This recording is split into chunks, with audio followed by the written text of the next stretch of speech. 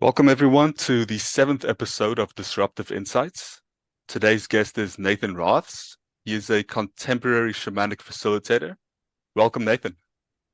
Thanks so much, man. Thank you for the invite. I'm looking forward to the chat. Yeah, me too. So I'd like to start with some of your personal story. How did you get to where you are now? Sure, yeah, it's been a bit of a dark path. I think from a childhood perspective, I'm only realizing now that I went into psychosis quite a lot. I was very confused about what was real, what wasn't real, very high levels of anxiety, and I had epilepsy as well. And that's left, yeah, it's not a romantic story at all. There were some very positives, like being able to, well, to this day, see energy around things and popping in and out of my body all the time, which was terrifying. I mean, people tell stories like this and they think it's exciting. It was terrifying. And there was no internet back then. And it was just scary. I mean, I just thought something was wrong and I tried to get support from my religious community. And yeah, it was just a really messy situation. And that took me into, unfortunately, it just never got better, as in like it wasn't suddenly smooth. It developed into even a panic disorder in my early 20s. Epilepsy turned into long seizures. And although those abilities, I don't see them as abilities. To me, they're very teachable. Like you can really teach somebody to do any of these things. I obviously just somehow accidentally, whether it was through disassociation or high anxiety, just started to realize how many different parts of consciousness there were.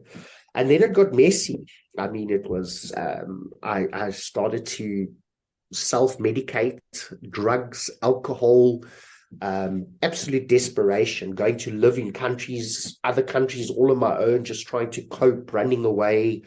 So it hasn't been a romantic story at all. And it was only after my 30s had begun that I began this really slow process of my own personal healing, which is still ongoing. It's been quite complicated.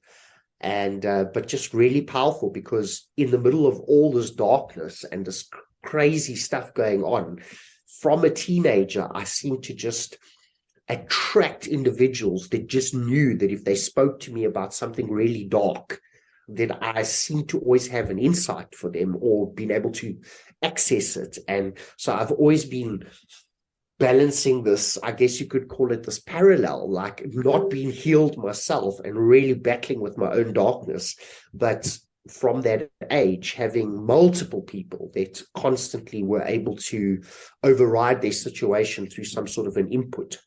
So I guess the long and short of it was I eventually decided, one desperate night, crawling around on my hands and knees in the dark, feeling very sorry for myself, that if I ever found a way out of this mental hell, that I was going to dedicate my life to finding other people like me.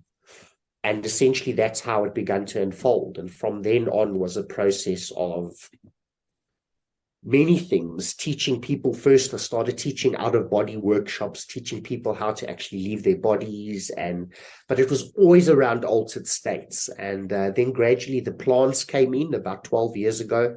I started to facilitate plant ceremonies, first for myself and then for other people. And that's just been a process. And it brings me to today, where I still would say that I've got a little bit of a complicated psyche in some ways. In other words, I still deal with challenges, but today what I'm involved in is a contemporary shamanic community that I essentially birthed with a partner, him, Jay. And it's been over a decade, and it's called Wake Circle, and it's beautiful. We get to work with people on all sorts of levels, using a lot of tools, but all altered states. And then my personal work now is I'm most passionate about trauma and mental aberrations. So coaching and working with people that have some sort of a spiritual or mental illness. And that's kind of been a very quick summarization of my journey of how I've got to being involved in such interesting things today. Yeah. I'm curious, you mentioned that when you were younger, you approached the religious community. sort of, I'm guessing, for help or for guidance. What was the response of the religious community to your experiences? Sure, that's powerful to ask. I mean, it's quite a dark story, but essentially, um, for anyone who's watching this, there are very interesting stages to learning to leave your body. And I'm just giving you this as a reference so you can understand what happened. But like part of it is going to a deep meditation and then almost provoking or invoking what you could call a sleep paralysis, which is something that most people accidentally come across in their lives. And sleep paralysis essentially is that feeling if you've ever woken up and you're trapped and you feel like you can't move. And it's terrifying for most people. And this was happening to me many times as a child when I was also sometimes popping out or waking up, staring down at my body. And as I said, I was a very anxious child. So essentially, I started to try and get answers for this. And I was essentially the input was essentially that because I was very open-minded and I was reading very strange books, and even at 12 already, the input was that there was some sort of a demonic force going on, or that, it was just all very fearful. And it's fascinating because it's had such an effect on the way that I perceive society, because it's fascinating. If you go and look in the Middle Ages, there's a lot of fascinating art of people sleeping with like what appears to be something holding them down. And so in religion and this concept of leaving your body, there's always been a very big superstition. And it's a known thing nowadays that if you speak to BPT trainers, which are people that teach you to move beyond the physical body, that as you're leaving, you go through a doorway where your fears kind of arise. I know that sounds very strange, but so for some people it's death, and some people it's that something's malevolent. And so their input was not helpful at all. And it was terrifying. And I suppose the positives was that it drove me into this wilderness at such a young age. And I started to figure it out accidentally. A school teacher of mine, who I will never, ever forget the story, but one day I was about 14 years old in high school, and I was so bored. And you remember those white boards they used to project stuff onto? And I was focusing my eyes because she has the most incredible aura. And she asked me to stay afterwards, and I stayed afterwards. And she said a sentence to me that still haunts me to this day. She said, "Young man, if you're going to sit and waste my time trying to stare at my aura, at least you can," and I'm not going to tell you the rest. And then she gave me a book, which was by a monk, very controversial guy, but his name was Lobsam Rampa. And in this book, there was a single chapter. I think the book was called Beyond the 10th, and a single chapter of him describing how they train to learn to leave their bodies. That literally saved my life. I've still got the book, and it's full of pen marks and things, but it's not that helpful now that I look back at it for a person. But for me, it saved my life, because now suddenly I swung towards these monks saying, it's absolutely okay. This is normal. And to make the story even more dramatic, what happened to me, and I think this set the tone for my whole life, about a year later, I had, obviously not going to mention her name, I had a very, very special friend in high school that was crying underneath one of the pavilions. And I went to speak to her, and she basically told me that her church was doing exorcisms on her. So I thought, wow, that was so intense. And it turns out all that was happening is she was having sleep paralysis. So she thought something was holding her down in the bed. Meanwhile, the body just locks itself down before you leave so that you don't walk around. It's a normal mechanism. And I proceeded to help her at this young age to explain to her what was going on. And she went from being highly traumatized to literally thinking that there was something evil about her to I'm still in contact with her today, and she's in Durban and she teaches people BPT. So it's quite fascinating how the religion played into the whole thing and how the fear drove me to search more. But I think that conversation with that girl under the stairs that day set the tone for, well, no one else is explaining the stuff to us.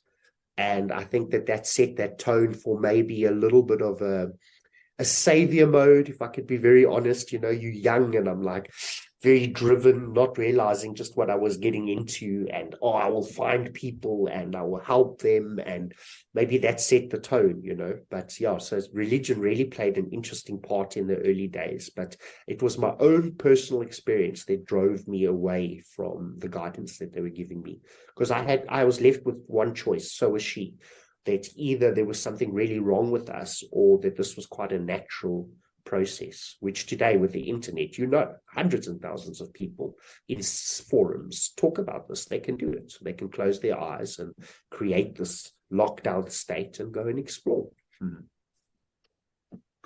On the topic of religion and spirituality, are there any spiritual philosophies or even denominations that have been useful over the past few years? Yeah, that's quite a powerful thought. To me, truth was like an obsession, because now I'm this broken child, this and just don't feel right. And the amount of information that I consumed, by the time I was 18, I can't explain to you the amount of books that I had read. And the biggest problem was that I was searching essentially for a uniting truth. And that drove me insane, because the deeper I went into my 20s, I got to a point where I almost would say I became a complete atheist. Like I was, even though I could climb out of my body, I was convinced there was nothing else, because truth is so multidimensional, and I understand that today. And the other mistake I think I made, and this is also something that I think triggers people, is I looked too much into the new age, where everything was just, you've got to focus on love and light and everything's fine. That was not the experience I was having. I was experiencing darkness there was nothing funny about it. And then eventually, I can't actually say that there were particularly bodies of information that actually helped me. What really helped me, and again, probably why I'm passionate about people like me that do this work, that help guide people, is it was through trial and error. And one of the things that was very helpful was the fact that my father had experienced a lot of very similar things and was quite a deeply spiritual man. And that was very helpful. And then later on in life, I think my greatest discovery was to finally stop with my arrogance, because my arrogance was always that we're only figuring things out now, that if you look into the deep past, they were clueless. That was my attitude. And now in this modern day, I would say that I believe that we had far more of the universe figured out 3,000 years ago than we have. It's the closest we've ever come. And of course, I don't know our deeper history. No one does. And in saying that, what I mean is a lot of the mystery schools, the Gnostics, the Hermetics are the ones that I lean into most, the Rosicrucians. But at the end of the day, they're all united by the same thing, is that these individuals, first of all, science, which is not something that really existed the way we know it now, science and the quest for God were one. And this is mind-blowing. So an example is, today we have astronomy and astrology. They were a single subject. So firstly, you had to prove yourself to be extremely devoted to God, whatever God was to you, to unity or to something better. And what I mean by this is, first of all, to get this knowledge, you had to actually be chosen that you were going to use this knowledge in a very special and powerful way. But what's fascinating is why I'm so pro people looking into these ancient mysteries and the universal laws and things, is because then the split started. So just imagine this, the way stars affected you and where the stars were one subject. And then we eventually got to this point where they started to split off. Another example is alchemy. Alchemy birthed chemistry. All that alchemy was that the people like Paracelsus, who discovered sulfur, he's literally the godfather of chemistry. He was also an emeticist. He was also from these mystery schools. And he was actually searching for what molecules make up this magnificent God when he discovered things like that. So again, if you take alchemy, you take astronomy, and what happened with alchemy is it started to split. And today you've got chemistry, and the other ones are just kind of called crazy. So the reason I'm describing it like that when you ask me about religion is simply that what essentially has happened is 3,000 years ago, this is the easiest way I can explain it, they believed that there were unseen laws and seen laws. And we know there are seen laws because we can run into a wall 1,000,000 times and the wall will always stop us. And we know that if we heat things up and that's essentially why I look very far back if I want any wisdom in my life, because once that split took place, we essentially became what you could call mechanistic, or you could say that we've become very obsessed with the physical. So all that science is it's essentially the study, which they were doing thousands of years ago, the study of the physical laws. But unfortunately, with not having the unphysical laws or the spiritual laws, you kind of lost, and that's where we've gone. We've become obsessed with that. So, yeah, I would say in my personal capacity, when it comes to religion or doctrine, I find value in all of them. But the ones I find most value in are pretty much all united in the same schools, as I said, and it was the mystery schools, and it was so magnificent. And what's amazing, what I'm saying is not controversial. Some of the biggest characters in history all study the same cosmic laws. If you go and look into Pythagoras, what a profound individual. He went to Alexandria and he joined the Hermetic mystery schools, came out and changed the whole world with what he understood. And most people only understand Pythagoras from a perspective of high school. They like, okay, they learned mathematics, but if you just go and download anything the guy wrote, the guy, same thing. He was saying, wow, these are the spiritual laws and look how mathematics supports it. So, yeah, I would say that Hermetics has probably been the biggest influence in my modern day. But I don't think it saved me in any way. I think it's just finally looking back, it gives me this perspective of, oh, my goodness, I can see how these laws have been outplaying in my life all the time. But I think spirituality is far more trial and error than people think. And that's why I believe that healers, storytellers, shamanic, whatever you want to call them. I mean, I don't really call anyone a shaman, but I think that's why it's so important, because your book doesn't help you when the dark night of the soul hits. It can inspire you a little bit. What really gets you when you're crawling through those rivers of dark piss and shit, proverbially, is essentially someone that can actually help you and understand and get you to feel that courage in a personal perspective, that you're actually going to be okay and that nothing's gone wrong, and that what's upon you is the initiation that you've called for to become that which you so desire. Yeah. How have psychedelics played a role in your growth and in dealing with the experiences that you had as a youth? So, psychedelics were a disaster for me when I was younger. I didn't fully understand as a teenager what essentially was wrong with me. And even that's such a playful term, what's wrong with me. But marijuana was the big damage for me. Actually busy putting together a talk I want to do on it shortly, but a lot of people don't know, and it's a well-known fact, if like with scientists, that marijuana itself, it's such a beautiful medicine. I take a little bit of oil every day for my epilepsy, but if you have some sort of an underlying psychiatric or psychological disorder, you will know the first time you smoke marijuana. And obviously working with a lot of people with mental disorders and hand in hand with a lot of psychiatrists and psychologists, I can tell you that what you could call psychiatric institutes are filled with people and that essentially cracked when they smoked marijuana. Now, that sounds really controversial, But like, for instance, if someone is schizophrenic and they don't know it, and they're 16 and they smoke a joint, and they're a small percentage of people, they often spin out. So it was very messy in the beginning. The first time I smoked marijuana, I have very vague memories of being terrified for days and eventually waking up at school in the middle of a conversation, not actually being sure exactly how I got there.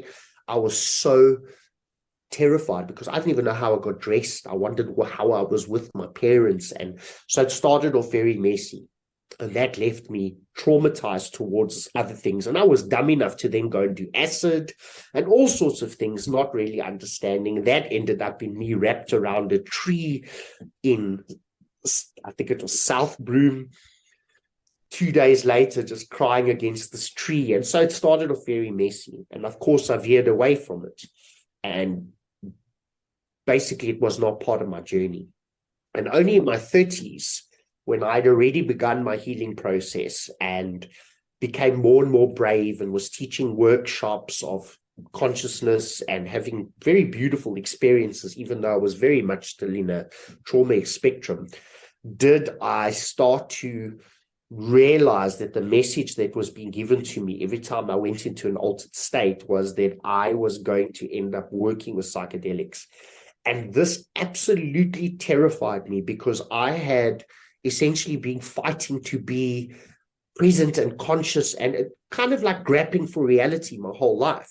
And this idea, especially when I realized that ayahuasca was coming for me, and I knew it with every level, that when the guy that actually initially first took me into a ceremony, when that guy actually phoned me one day just to discuss the psychedelic with me, I knew the second that he used the word that a whole world was about to open and I was going to have to face myself on that level. So it terrified me and I thought that things would go very, very wrong.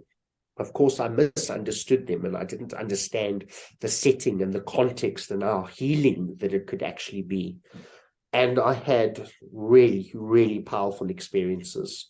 But what was interesting is I haven't come through a lineage of essentially there's some ways you could do it. I mean, you could go and live in a jungle or something like that. My story was far more complicated and messy. So I got this message about that I was specifically going to work with ayahuasca. And I had a few experiences with groups, but I started to actually work with it alone, which is really not suggested. But I mean, I was on a mission for myself. And a lot of the times I feared for my life, like not with ayahuasca, just in my own personal capacity. I was not well. And what was incredible is when I started to emerge, I had one or two friends over this was quite a period. I had a friend that kept overdosing on heroin. And I was so worried about him, and he was in and out of rehab. And while I was doing all these ceremonies on my own and learning and having these profound experiences and just, I was so worried about this guy that I actually said to him one day, like, join me. And not a ceremony, I don't know what you would call it, but created the setting and sat with this guy and we drank ayahuasca together. And long story short, he's doing amazing today. But things got very messy because now his mom was so grateful and the whole thing. And then the problem was he asked if he could bring someone else from the rehab.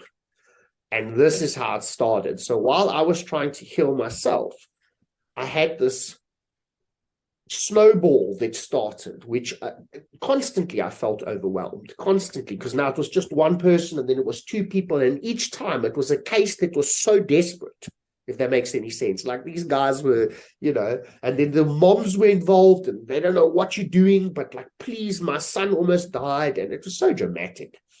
And then just gradually it became like there was a little group every single weekend, and this went over years, and then it grew and it just became such a big part. And I kept just sitting in this deep state of self-doubt, even though I was learning all the time, and even though I had been such a big part of working with spirits, and for many years there was still this constant like imposter syndrome, this feeling of, should I actually be doing this? And the message was always the same. It was like, if they keep coming and if it keeps working, and it was like this constant things. I had many days where I thought, no, I'm done now. This was 12 years ago. And it just grew, and a little community started to grow, and they all knew.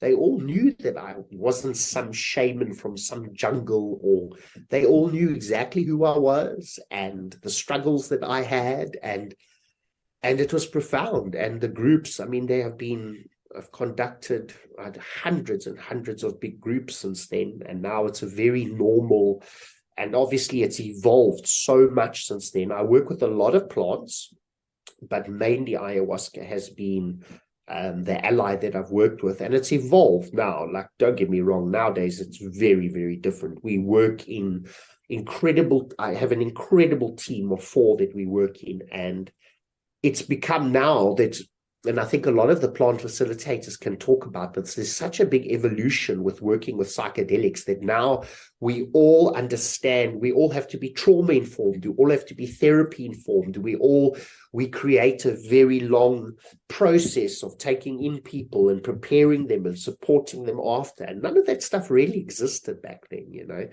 but it's played a big role in my life. But I honestly don't think it healed me. I think that it always pointed me to really big things that I needed to do. And it was really, really inspiring over the years to actually see the breakthroughs, the mind-blowing breakthroughs that people can make in psychedelics if they are supported correctly. I don't lean into that whole thing that the facilitator is healing you. If he's really good at what he's doing, you will feel so courageous that you will just cut like a knife through butter through anything that you experience, So I think that the bottom line is that it gives you some really powerful insights, but then the work still needs to be done. And I'm a very prime example there, is even after having drunk ayahuasca many, many times, I only in the last few years have really begun to dismantle let's call it the childhood, what they call CPTSD, the trauma trapped in my body from being so terrified as a child. I mean, I essentially would go to bed at night and for years and years and years, and it played its toll, So I think it kept me very sober regarding the potentialities of it. And I think it helped me really, really grow in the other side, the support. But today, I don't think it's a one size fits all.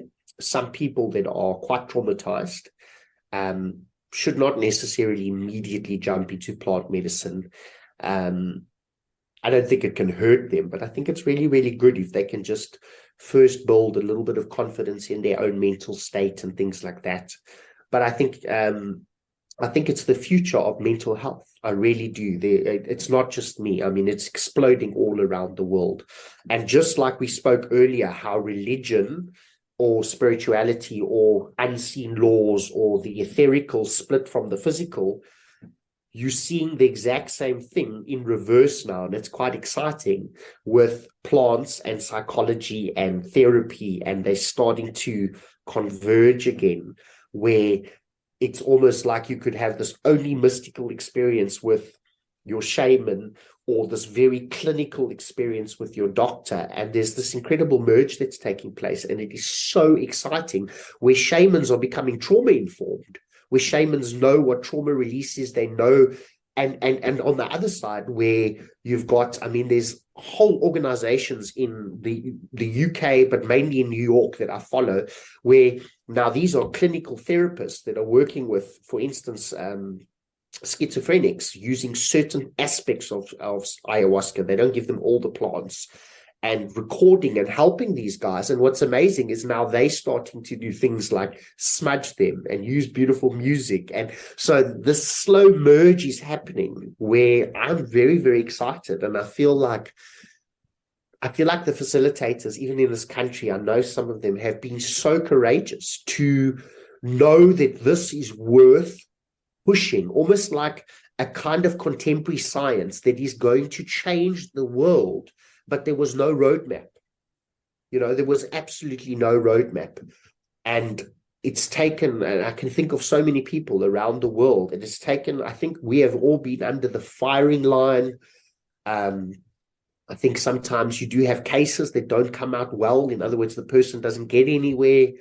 But I think it's been a path of courage. And I think the amount of support that's happening now, psychedelics are in such an exciting place, because if you look at the really good teams, most of them even have a doctor on now. And, like, this is happening, and this is really, really exciting. And I think that we have to, in some ways, acknowledge, I mean, obviously, I don't want to use names, but there are people in this country, man, that have pioneered this stuff. And there's a really sad fact when we talk about psychedelics and the role it's played, but I'm not very popular with my opinions, but the one opinion I'm very unpopular about is that it does not necessarily help you with the modern trauma spectrums that we're working with to go and sit with certain trainers in some country where they don't speak your language and they're not dealing in any way with what you're dealing with. And the other thing that's a bit controversial is that I don't know if you can actually teach someone to work in an altered state. I know that you can teach them to slowly access those things, etc., etc. So that would leave the really big question, I suppose, for everyone is, how do you train for this stuff? Like, what gives you the right to do it? I can't answer these questions. I really don't. I think it's so down to the individual person. And I do think, unfortunately, that there is also something about plant medicine, because of the amount of power that can lie in the way someone can transform their lives overnight, that can attract a narcissistic personality as well. In other words, like, I want to be at the center of all of this. And I can only hope that if someone's questioning whether this is something they're going to do or whether they're involved, that they dance with self-doubt all the time. I think it's a good thing. I think it's when we become so assured that we become dangerous. And what I mean by that is when you decide, oh, I'm God's chosen child and I am the healer and anything I do is great. And you're so scared to doubt yourself or to be anxious or to question yourself that you take on this powerful healer modus operandi. I think it's quite dangerous, because you're not checking yourself. You're not growing every time. You're not every single time now. And we didn't used to do this. Every single time nowadays, when we have a psychedelic retreat, we have hours of meetings about every individual and what should have been done, what could have been done, what was done correctly, what we will change in the future. And this is the kind of, and then to go study something. Oh, no, that person particularly was, let's say, a certain type of wound we hadn't dealt with before. And so what I'm saying is the role of psychedelics have been a role of self-doubt, a role of inspiration. But for practitioners particularly, I think that self-doubt is really, really powerful, because the ones that are still around all these years later, they have had to grow in so many ways, and they've had to face so many ups and downs and restless nights, and that it's a tool of discomfort that causes us to study and to perfect, and you get to the point, if you do this for a few years, that you realize the second someone contacts you, even wanting to do a psychedelic journey, that even the verbiage, the words, the doctrine, everything that you say is already influencing the way they're going to deal with whatever it is that they need to feel or experience within their experience. So yeah, I think it's the future of mental health, and I don't think there is particularly a clean path right now to be like, oh, I'm qualified. Well, you could be qualified as a psychologist, you could possibly be qualified from a tribe, but what's required here is a union that almost doesn't exist but is happening. And I find that so exciting, and that's why I find it amazing. I know psychologists that are constantly doing shamanic work, and I know shamans that are constantly studying psychology. I mean, this is such a time to be alive, man. It's beautiful. You really touched on the next question that I wanted to ask. You actually almost already answered it, but I do want to drill down on it because it's something that really interests me. There's, in the spiritual community, seems to be this rift on the one hand between, let's say, psychedelics, ancient forms of spirituality, and on the other hand, modern psychology, modern psychiatry, and modern psychiatric medication. How do you see the two interacting in the future? Will the gap ever be bridged? Is there a gap that can be bridged, or are they, explicitly separate? Yeah, I mean, that is the question of all questions. And of course, I don't really know, but I'll tell you what I perceive. A lot of people need to, if they really want to chime in on this conversation, they need to really read. And what I mean by that is, if you speak to, probably not the average psychologist, but if you speak to someone that really has studied or done a thesis or something, they will tell you, and you can explore all of this on Google, they will tell you that something like 70% of what we know about the human mind happened in a period of 20 or 30 years and was influenced largely by psychedelics. There was a time where at one stage LSD was, people are going to think I'm making this up. I want them to go and research this. It was barreled. I'm not talking papers. It was barreled, and it was sent to institutions all over the United States. Any psychiatry or psychological department that was willing to take it, and all they had to do in return was to submit their forms and their information and their theses of what was going on. And most really prolific historians, psychological historians, will actually explain that the way we were expanding into our understanding of our darkness and of our set and settings and of the archetypes within us, and were exploding at some point. And for whatever reason, when we put the brakes on psychedelic research, we hardly moved after that. It like became a time of very little movement. So the reason I'm answering your question so roundabout is people like to believe that they were two completely separate subjects. People like to believe that psychology and psychiatry were running along and that these mind-altering substances only existed in jungles and things like that. It's not true at all. So there was a split that took place like in the 70s and the 80s, and we're only getting funding like in the last 10 years for the first time. All the funding is starting again. So it's definitely going to come back together. But it depends on what kind of purist a person is. So here's an example, right? We talk about plants. So I have no doubt that plant medicine is one of the most magnificent gifts that the world has ever given us. But then we discover something which is chemical, MDMA. Now, people have a lot of opinions about MDMA, but now I work very deeply with traumatized people.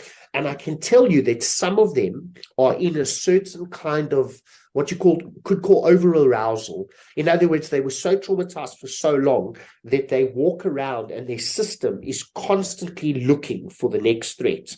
And they, like me, can do hundreds of ceremonies and they can do, but if it's not the right medicine, they can meditate for years. You can't get them out of that hyperarousal, such as war veterans, but it doesn't have to be that. It could be childhood trauma.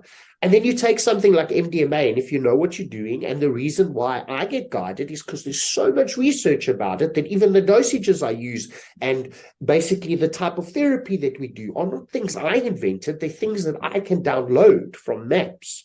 So the point I'm making here is now, even if you're a purist, like I'm from the shamanic side, and you're anti-chemicals, how do you then equate for the fact that you can take someone and within a week or two completely get them out of that spectrum? They start sleeping for the first times in their lives. They start experiencing emotions that are blocked to them. So now you almost have a conundrum that's coming on board here, because you're like, okay, so is it plants that are the healers, or is it psychedelics as a whole? And then you decide, and this is the thing that MAPS has to deal with, the Psychedelic Association of the World, is then they decided, okay, so there are quite a few things that have potential. LSD, technically, although there is a natural LSD, is technically chemical, and MDMA is technically chemical. And that where that leaves us is we have a revolution of psychedelic therapists. But essentially, whether we will ever get, so it's such a complicated story. So what I'm actually saying is, let's say, for instance, now you've decided, okay, I will work with the plants and MDMA and LSD. Now, LSD sounds strange that it's in there, but for instance, it's one of the best pain management systems in the world. In other words, if you've had an accident and your back has been crushed or something, and you don't want to be, and this is research, there's a Zen hospice in San Francisco that uses it. And you take very small amounts of LSD, which have no effect on your state of mind, and your pain disappears. And if you've got a choice between LSD and very dangerous, I can't think, opioids, well, so there's so many mixes across the board here where we're going to have to ask ourselves eventually, so where do we draw the line? And then even against modern medications, SSRIs, in other words, things that imbuke our serotonin, they're very controversial. Will they have a place in the future? A lot of that research has been questioned. So I'm not sure how the whole landscape is going to eventually land, but I do know that psychiatric doctors have to become more and more psychedelic informed. I know that, for instance, there's 1 or 2 psychiatrists in Joburg that are so plant informed that if someone's at the point where I'm actually worried for them and I know that they need a psychiatrist, I'll send them to them, because at least they know how these two can mash together. And I'm excited to see what the future is. But we also got to be cautious, because if you look at the medical field, one of the biggest diseases and the greatest gifts we've ever been given in medicine is specialization. In other words, we get so good at a particular thing, but then we become quite myopic. An example is, if you go see a surgeon, they're generally going to tell you that we need to cut. Or if you go see an ENT guy, he will look at things from that perspective. And there's very few people that are actually looking at the whole.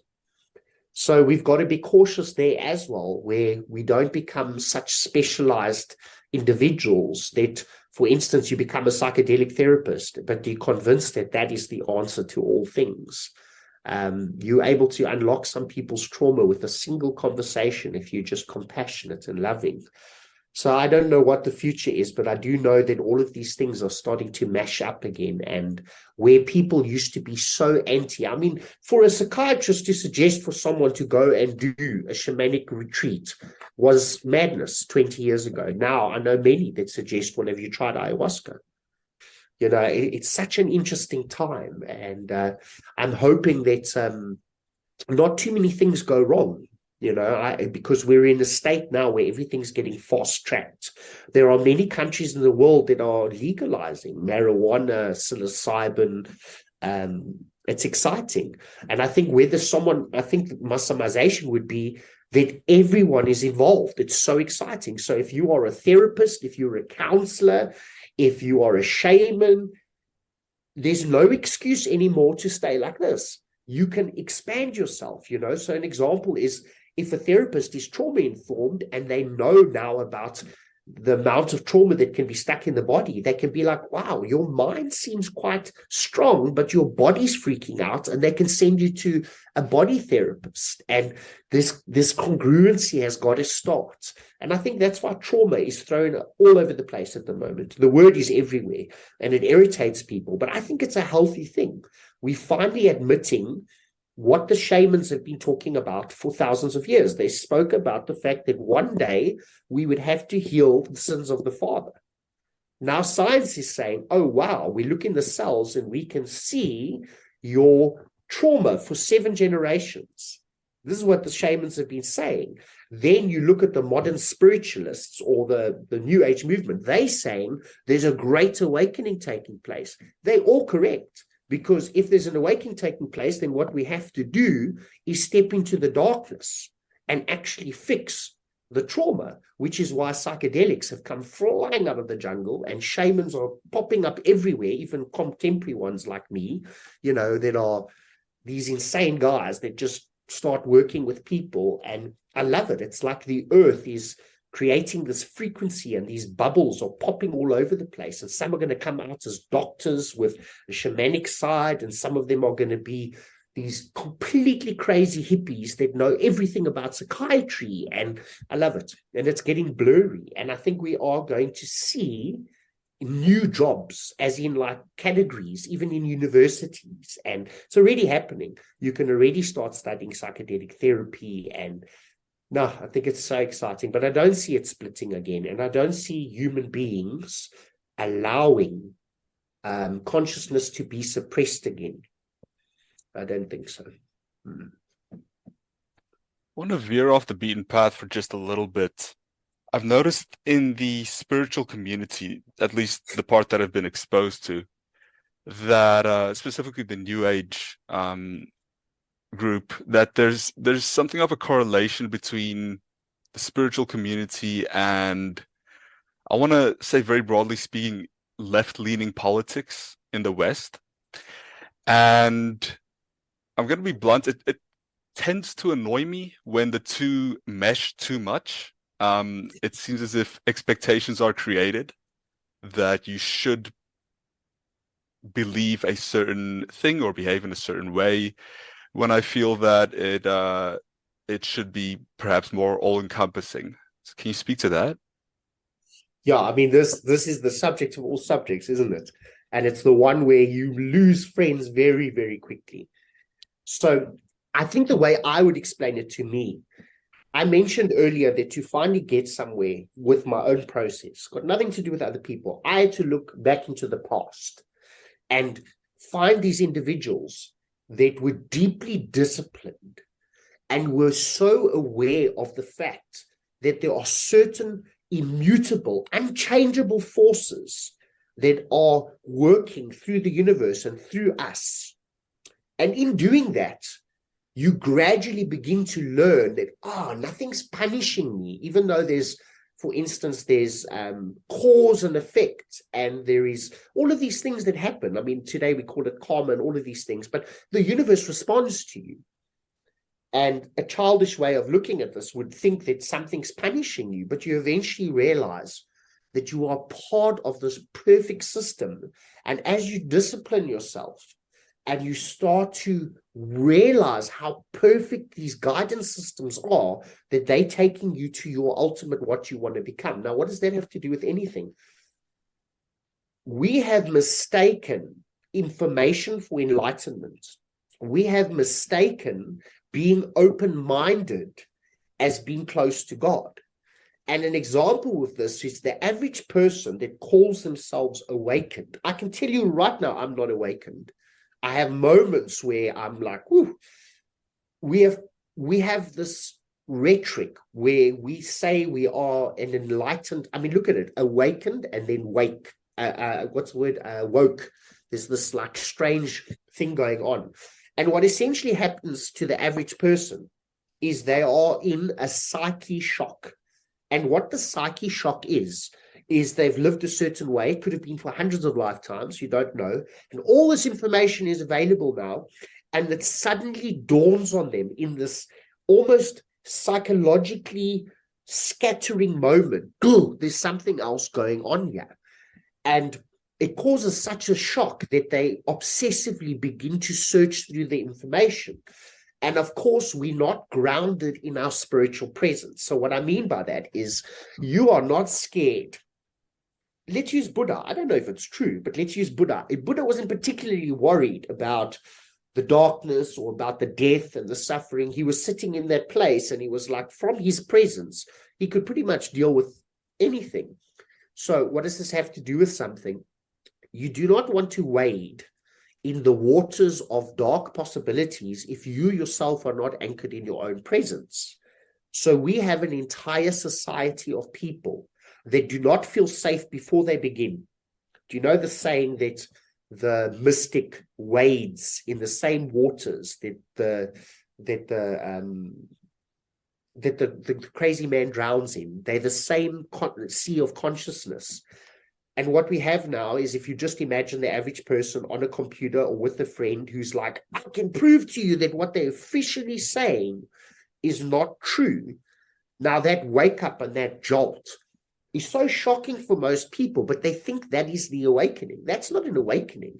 That is one part of your body going, okay, there's far more to the story. But because we are so sure that that is now, I'm redeemed, I know what's going on, we become information obsessed. And the more informed we think we become, the more we build up our egos in a way of going, no one else, you guys are so clueless, I am woke. And this is almost a false matrix. So what starts happening is the more open-minded you are, and the more you fight for what appears to be justice, the more you feel you're on the right side of history. I'm not saying that's incorrect to fight for justice, not at all. But it essentially is an entire generation that is so scared to look at their own darkness that they will point fingers and they will build impossible virtues and etc., etc. There's a very simple example, if this is confusing people. Let's use veganism. Let's piss everyone off, okay? So if you look at veganism, I think that the fact that we can live or create a society where we do not need to kill or create any form of suffering, I love that. I think, hell yes. I think that the world and species are constantly evolving. So that's what's behind this, because most virtue has very good ideas. And that's beautiful. I'm so on board. But the reality of what's actually happened is vegans have put off people from veganism. They've slowed the movement down. And why? Because the average vegan doesn't want to admit that they're a killer. Of course they're a killer. I could be a pedophile. I have the potential to murder. I have the potential to do the most horrific things if the situation was correct, right? So what I mean by that is veganism is not necessarily an awakened state, because what you're doing is you suddenly one day look into your darkness.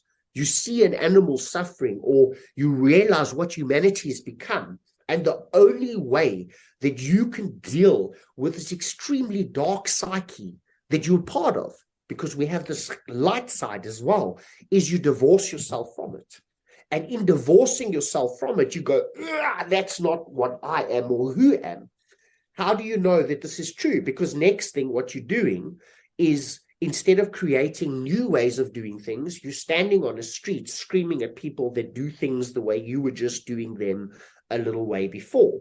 And a lot of hate and disdain comes up in you. And I know, because I was involved in the movement. So I'm using veganism as an example of that you can change what you're doing. You can behave differently. As Alan Watts says, do you change the family by becoming different within the family, or do you try and change the family? You know?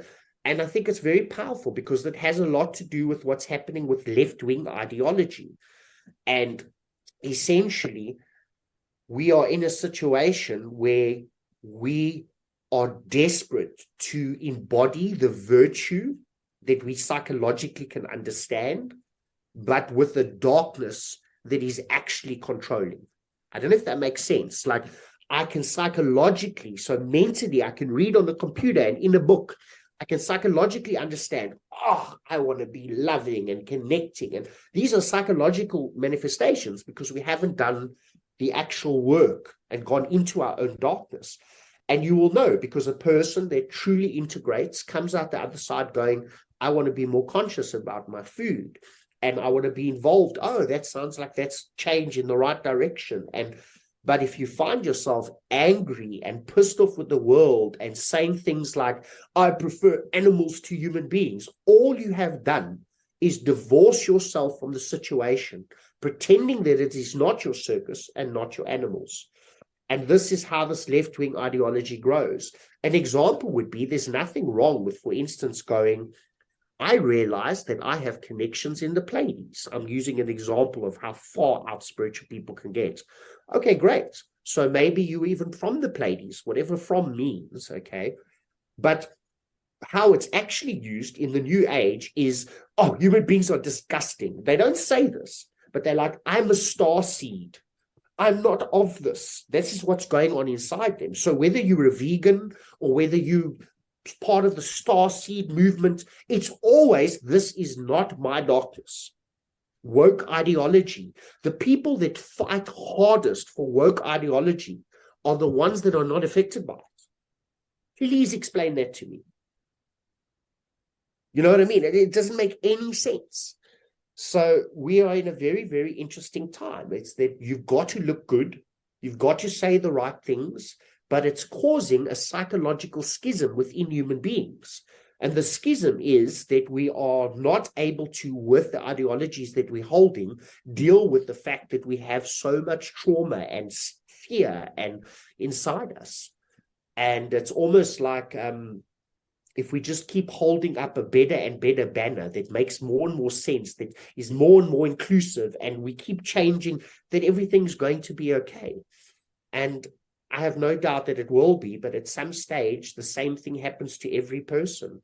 The person that was the champion vegan, or the person was the biggest star seed you'd ever met, at some stage, their soul grips them by the back of their head and sucks them right back in and goes, okay, great, shut up now. You've told the whole world how perfect things should be, and you haven't done the work. And you get pulled back in. And next thing, you don't have energy to go join your meeting or to write the next post about the channeling, about how they're all coming to save us. Or next thing, you're in a situation where you're having a dark night of the soul. And you think something's gone terribly wrong, and now you don't even want to go back to your yoga group because yoga people don't drink themselves. You know, like all the things that are happening to you, you can't equate it. And it causes a loneliness that is the reason why suicide is rising so rampantly. If becoming a more inclusive society is helping people, then why is it that the suicide is doubling every couple of years? What's essentially happening is that we're creating a world where there is no, could you call it like storyline to explain our darkness? There's no way to fit it into spirituality. So even in my community, as an example of what happens, they do a ceremony or they have some sort of an awakening and they change their lives. They stop doing drugs or drinking, or maybe they leave a relationship and they start to meditate. That's beautiful, isn't it? But now suddenly, maybe the soul goes, wow, this is fantastic. This person is ready. This person is going to be the first person in their family that's going to fully feel this pain and is going to heal it. He's going to transmute it. So according to the soul is like, wow, this is the best news ever. But what is the human being's experience? The human being's experience is, and I've been tracking this for years, and I'm not the only one, they become highly uplifted, so inspired, and then they hit a brick wall. And there's millions of them all around the world. Oh, what happened? Well, then you know what must be? They must have the wrong ideology. They must have been in the wrong spiritual movement, not realizing that you could pretty much grow yourself in anything. And then there's no explanation for the darkness. And now you will not go to your yoga club because even though it helped you awaken, whatever that might mean, you don't think that the rest of them are eating 100 donuts at night and crying themselves to sleep. So you don't belong there. You're an imposter. And you don't join your meditation group because when you close your eyes, you hear crying and screaming. And if we just go back to the ancient ways of initiation, whether you were an emetic or whether you were in the South American jungle, or initiation has always been part of everything. And they've always explained that at some periods of your life, you will go through initiations and the community will hold you and there will be a guide who knows darkness. And through those initiations, you will emerge a mighty light being, far stronger than you were before. So it's a really big subject. And I mean, it's a strange answer for left-wing ideology. But unfortunately, if you're not anchored in your presence, here's an example of how left-wing gets out of hand. If you are anxiety-ridden and trauma-spectrumed and you start expanding your mind into all the things that people are doing against us, or things are doing against us, that system of domination and control has always been there. It's always been there to help us grow. But let's say now you're not anchored, you're nervous, you're not even sure if there's a God, and you start exploring things like that, your mind runs away from you. You start believing that the agendas against us are so enormous. Why do you think this idea that we are living in a matrix is such a dangerous idea?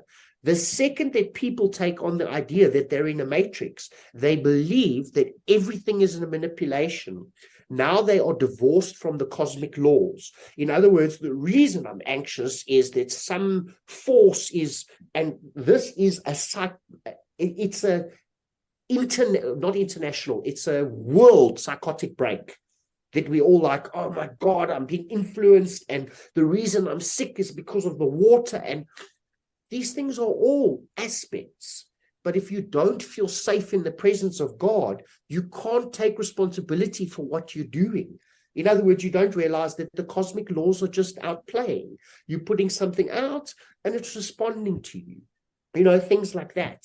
And that's where the left-wing ideology can get out of hand, because you already feel endangered. Now, if last week you thought that some creatures were after you, and now you've got an even bigger version and an even bigger version, these guys actually are in psychosis and they think they woke. And everything they share is, this is happening, this is happening, this is happening. And now the big one that's emerging now, and it's going to be one of the biggest tests we've ever had, the matrix. We're stuck in some sort of simulation. We are literally just sitting in the sea of God. We are in consciousness, and there are dark pockets and there are light pockets, just like there's always been. If you went back to the Middle Ages, okay, and it was 1350, you pretty much had, let's take a country, you pretty much had like 60 or 80 people that were lords and ladies, kings and queens, and the rest were the peasants. There was some middle class, but there was this massive divide. What do you think the average person was like? You just survived, died of disease, had to fight wars that you didn't want to fight in. The world has not gone to shit. There's always been a pressure of darkness. And what excites me regarding left-wing ideology is that if you look at astrology, every time a darkness comes upon us, it forces an awakening. This is what darkness is like. An example would be the Dark Ages gave place to the Renaissance. Things got so dark, and I mean, Dark Ages is a terrible word. I don't know why we use it, but yeah, things got quite tough. And what emerged from that were the Leonardo da Vinci's of the world, And the same thing is going to happen here. We're going to go a little bit crazy all over the place. Eventually, we're so confused. We're scared to have a conversation to use the word woman. We are like, we're all over the place, and we're terrified to say things. And I think it's going to slowly start to settle. But unfortunately, information is the war. That's the war. What does this entire conversation we have to do with ideology? Psychedelics connect you to your inner technology, right? You have an inner technology. I know you've experienced it. It's an internet inside you that can take you anywhere, that has every answer, that you can heal anything. And we have been connecting to this inner, I want to call it an internet. I call it your inner technologies. We've been connecting to it since the beginning of time, whether you're bouncing, whether you're fasting, whether you're drumming and dancing around a fire for 3 days. You get to a point where the outside starts switching off and you switch on the inside. All that the world is doing is that they are copying the inner technologies to the outside. So the more obsessed you become with external technology, you are literally staring at a ghost or a shadow on the wall. The internet, computers, roads, everything is just a copy of us. Absolutely everything. I mean, it would take me so long to explain, but everything that we have figured out, we figured out because it's within us. There's an archetype within us. And it's exciting because it actually means, and I sound like a prophet of doom, it actually means that there's almost going to be some sort of a split in humanity where you have to decide whether you're going to put your energy into the inner technologies, turning within and starting to, despite everything that's been said, just feel God, get the access of what you need to do, face your own darkness and transcend this realm, or you're going to become so obsessed with the outer technologies that you will every single day believe something different. It's like being a rabbit and oh, maybe that. And the one day you're like, oh, I'm free and I'm safe. And the next day, oh, the archons are coming to control me. And it's exhausting. And there's almost no way for a spiritual person to know when they're looking on the outside what is possibly true. So technology is going to play a big role. Have you ever seen a movie about the future where we have become more spiritual? It's always the opposite. It's like, if you think of a futuristic movie, first of all, you don't see any nature. Second thing is, there's so many screens that they even have screens on their face. Every movie, right? It's like he's got a screen here and he's on the internet here. And all that's telling you is that the external technologies are growing. And it causes us to have a little bit of a crisis. Because the one thing that could happen is that we could get a little bit lost for a while, and that's okay as a species. And the other thing is that could force us within, that we will get to a point where we might start growing in the opposite way and realizing that trance or altered state, going into your internal technology, was the right answer all along. And anyone who's ever been on a beautiful psychedelic ride through their soul knows that there is no technology in the history of the world that is ever going to touch on the possibility of what the God spark within you can do when you start jumping through the information and the love worlds, you know. Speaking of information, are there any books or resources that you would recommend to our listeners? Sure.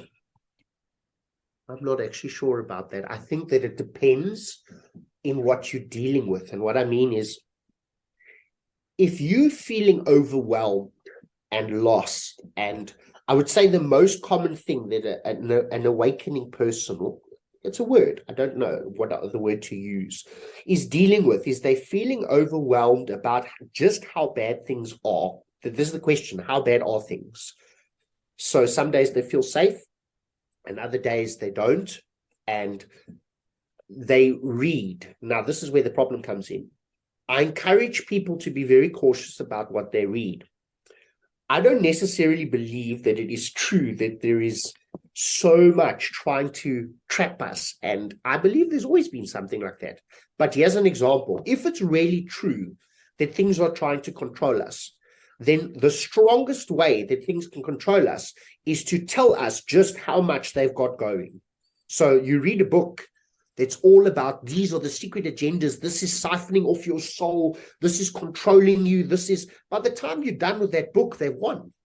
They've won. I never see people reading about these supposed uplifting agendas and come out the other side closer to God. It never happens. So the best thing I would advise to people is to put the books down that are supposedly cracking the dark matrix, to get rid of that shit. We all know there's darkness. We've all known someone who was raped, or we all know, like, there is darkness. We're aware of that. And I would invite them to work more on things that will help them with their inner technologies. And what would that mean? Reading a simple book on meditation or mindfulness, or on love, taking some Rumi poems, but like turning yourself back in where your mind is scaring you, turning yourself back in and reconnecting to that beautiful water within you. And when you connected to that beautiful water within you, and you are sure that every day I'm feeding myself. So an example would be reading, there's so many beautiful things, but they are just about presence. And if you get to that point where every morning when you wake up, you feel safe and you know that you are the perfect unfoldment of God, then if you really want to, go pick up one of those books and see if they have any value for you. So they really don't. None of that stuff will shock you. You'll be like, oh, that's a possibility. Oh, well, that could be, you know. How does it help you? How does reading all of these modern works about the power of supposed darkness help you in any way? So my advice would be to simplify and even to stop studying. A lot of the people that I work with, that are having psychotic breaks, and a lot of them don't think they're psychotic breaks, but they're terrified of reality. I get them to put the books down. I get them to leave the internet alone, tell them to stop going down the rabbit hole. And it's quite a beautiful result. Maybe go do some shamanic ceremonies. It could be breath work, cacao, ayahuasca, psilocybin, shaking medicine, dance medicine, and just spending more and more time within.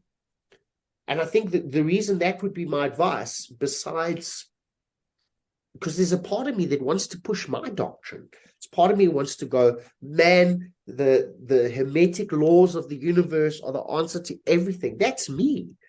The biggest thing I think we've got to be cautious of is the fact that we are all in a shared spiritual anxiety disorder. And the best part is most of the leaders are part of that anxiety disorder because they're not healed in their own trauma and fear. So all the information they're bringing forth is so correct, but at the same time tinged with fear. So that would be my best advice, would almost be not information. I'm going to take a chance here and say that you actually know this feeling, but the most reported feeling from someone that does a really powerful psychedelic ceremony is when they finally break through into real reality, no matter what they've experienced before, they all report the exact same thing. Oh my goodness, everything is okay. It always was. It always will be. There's nothing out of place. They hear a car crash while they're on their ceremony, like a car bump a wall, and they're like, oh, I get that. So perfect. Like just for a few minutes. Most people can't hold that state, but to feel that that omnipotent rapturous state, which is like almost like a Niagara of epiphanous beauty, where just for a while, Mother Nature facilitates the veil pulled back for you to experience the true reality, which you are divorced from simply because of what you're experiencing. So I love that. So I'm from someone that used to consume one book a week. I can literally sit here and argue so many religions, so many ideas. I've been sucked down every rabbit hole. They didn't help me. At the end of the day, this is my advice to people, is to simplify, to go within, which is such a cliche, but you can get people to guide you if you don't know how to do it, and to just check on your trauma. And check on your trauma means, well, what is your reactive behaviors? And because at the end of the day, what you believe actually doesn't help you, because your brain believes. And there's a lot bigger part of us that are on this path, you know. And then the right books will come along at the right time. I've got a very, very simple process. I'm picking up the book I'm reading here. I've got a very simple process. I read the back of the book and I read a bit part of it. And I ask myself, is this going to make me feel braver? Is this making me feel safer? Does this make sense? That's all I ask myself. And then and after a while, I sometimes get a little bit into a book and I'm like, wow. But like it's making me a bit nervous about reality. And I throw the book away nowadays. But if I read something and it makes me feel brave, man, and it makes me realize, God, this is perfect. Wow, I just cannot comprehend how beautifully this all mixes together. Those are the books and those are the things and those are the people. If I go to a healer and that healer starts telling me, oh, you got problems, you got these things on you. And if you come to me, I'm like, I'll never see that person again. But if I go to a healer and that healer says, oh, you know, there's nothing you can't break. You know, you just have to oscillate at a different frequency. You just have to not need that thing anymore. You know, like healers that know that even if entities exist, which they do in some form, they know that you have to be a vibrational match. There has to be some sort of a contract. They know that if you're not getting anything from that thing and they're not getting anything from that thing, that you won't be trapped. It's that simple. An example would be an alcoholic. An alcoholic is getting something out of the alcohol entity. Isn't it? I mean, that simple. That the entity, if let's imagine we want to believe these fearful ideas and we want to believe that alcohol is actually this demonic entity, right? Let's say we create an archetype. Well, I'm getting something from it. It allows me to forget all my problems, suck away my energy, and it gets to grow from that. To me, that's a relationship. Why be afraid of it? Because now if I decide I don't want that thing in that relationship anymore, that thing it doesn't even exist to me anymore. So it's another way of saying that you're just constantly picking your reality. So I definitely wouldn't suggest any particular books, but I would suggest to people to calm the mind and stop filling themselves with information, because it's not helping them, especially if they have an anxiety disorder. One of the worst things you can possibly do to someone that is very anxious and comes to you for guidance is to start telling them about a negative agenda against them. It's cruel. Nathan, I think this is an excellent place to stop. Are there any other subjects you'd like to touch on before we end it? No, not really. No, not really. No, not at all. Right. Unless there's anything you can think.